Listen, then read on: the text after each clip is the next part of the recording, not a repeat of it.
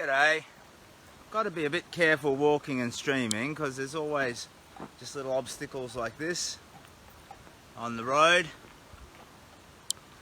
and a trip on the road can turn fatal, especially the way people come zooming around these corners like this one, often driving in the breakdown lane.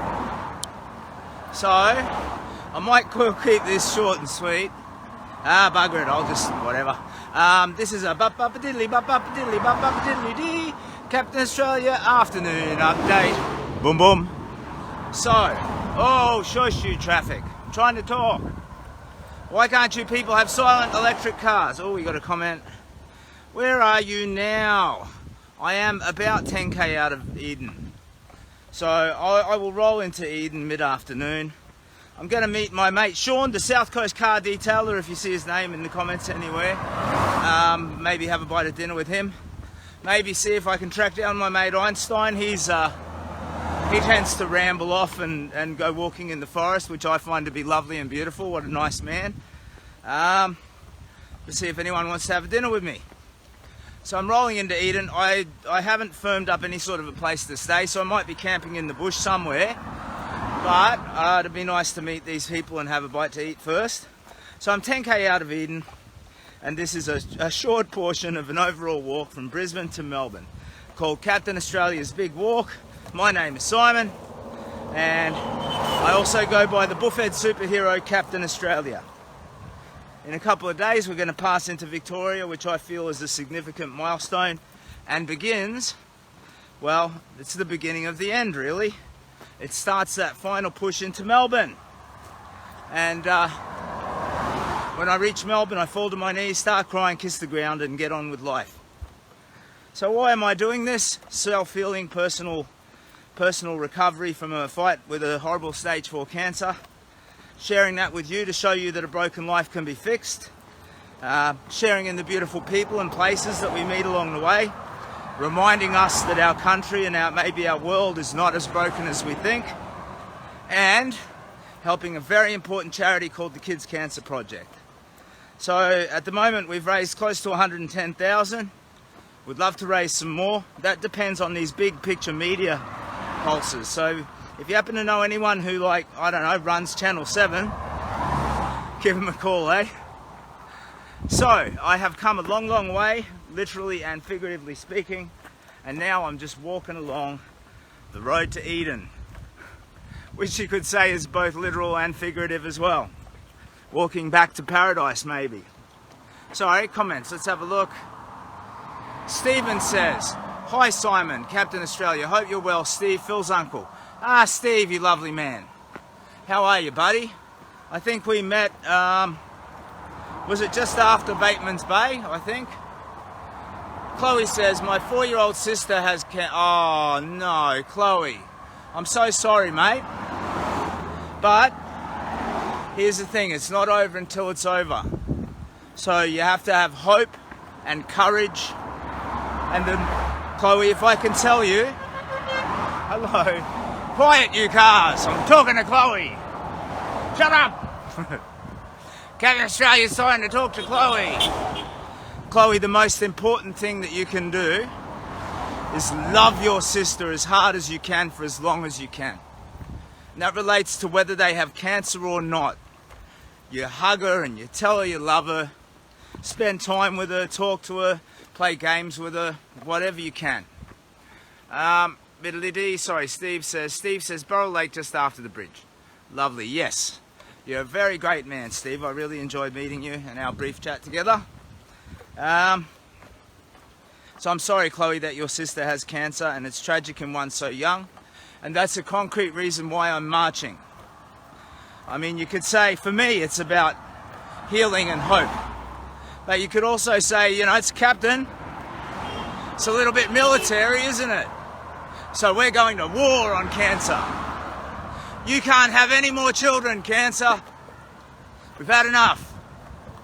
So my way of doing that is mask, banner, walking. Your way is supporting the charity, I guess. But also walk and put on a superhero mask. Comments.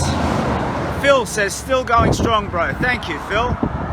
Karen says, my ill granddaughter Mahala says hello. She gave you an apple in Ulladulla. Oh, lovely. Mahala in Ulladulla.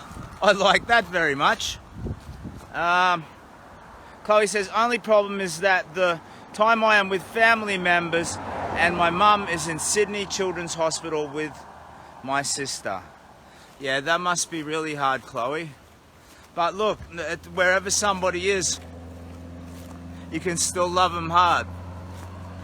You know, even if you only get to see them for 1 hour a day, even if you only get to see them in FaceTime calls in the morning before they go to school, or in the evening to tell them you love them, you can love them hard. I think the main redeeming thing in my life is that no matter what, my family knows that I love them with everything that's in me. Like, everything. And I think that's what you need to do with your sister. Even if you can only do a FaceTime, play cards, tell her jokes or whatever. You love her as hard as you can. With whatever access you have, with whatever tools that you have. Even if it's writing her a letter, drawing her a picture, telling her you're sorry that she's in hospital and you wish that you could be with her. She'll get that and she'll read it and it will lift her heart and her spirits. So you do that. Anyway, that's just the advice from Buffhead Superhero Captain Australia. And what do I know, really? I don't know. I think I'm learning. I think I'm coming to a level of wisdom that was unavailable to me before. I think I've leveled up. And I like that very much. Anyway, I'm on the road to Eden. I'll get there tonight, have some dinner with a friend. And Lee says, going well. Who would have ever imagined you as a young boy to find you someday, many years later, on the road to Eden? Be sure to count your ribs before you leave. Well, I guess that's the idea of going back to Eden, is being lovingly returned back to paradise, I suppose, after getting the boot. And for me, what is paradise? It's hope and it's love. And you know, as long as you weave that into your life, maybe you're already in Eden, you know? You can say that like things like heaven and hell are just states of mind and here on earth. And that's probably a real example of how karma works. Because if you're good and good-hearted and you spread it around, you feel good. Anyway, sorry, old man ramble. Where are you walking from? Well, Chloe, last night I was at Merimbula. And before that, where was I? I lose track so easily, mate.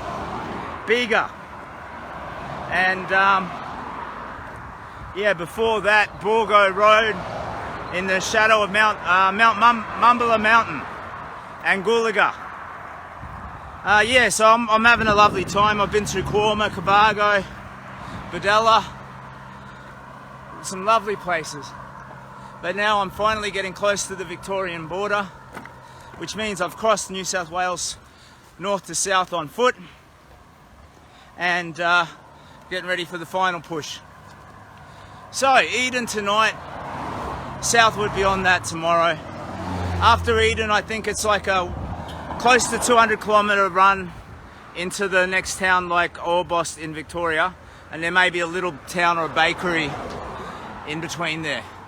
Karen says, how do you find the courage and determination to do this inspirational walk, not to mention the strength? Well done, Captain. I like the Captain. Arr.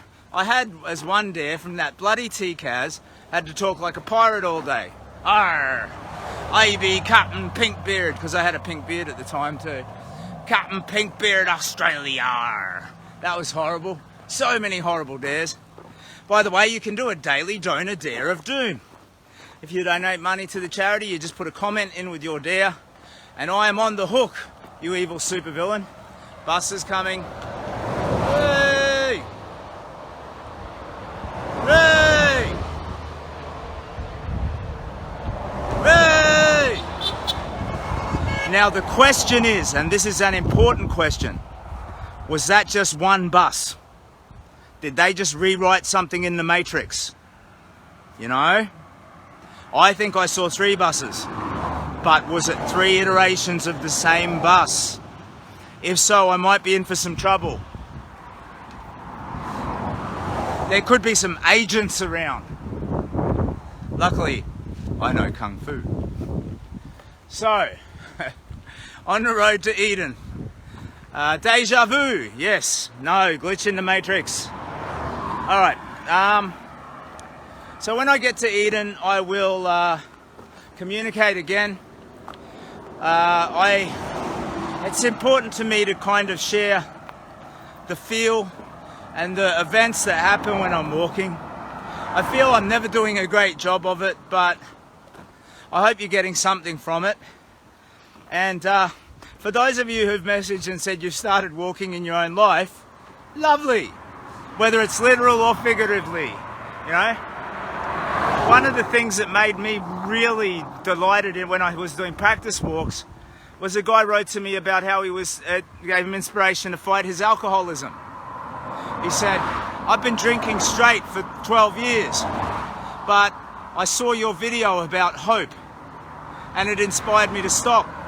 I stopped today, yesterday, you know, and I hope I'll stop tomorrow. I don't know for sure, but thank you for giving me that nudge, and I loved that. Looking forward to seeing you in Orbost. You want to meet me and you're on the route, just remind me when I'm closer, please, please, please, please, because I can only see a day ahead.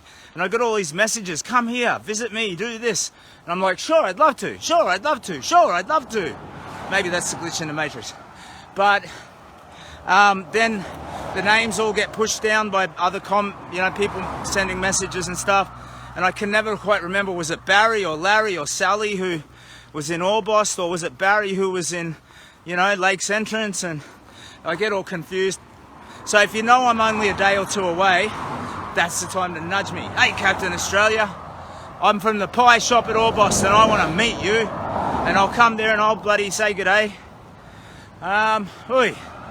Okay, lots of traffic here. Oh no, check this out. Was that the same bus? Oh! Was it 5 buses or 1 bus? I'm getting a little bit freaked out, to be honest. Alright, Eden it is. Thank you for your time and interest. I'm an old fool trying to do something righteous. And I think the underlying message there is, doesn't matter how old you are, how silly you look, do something righteous. All the very best. I'm off to Eden. I'll update you later from town. See you later.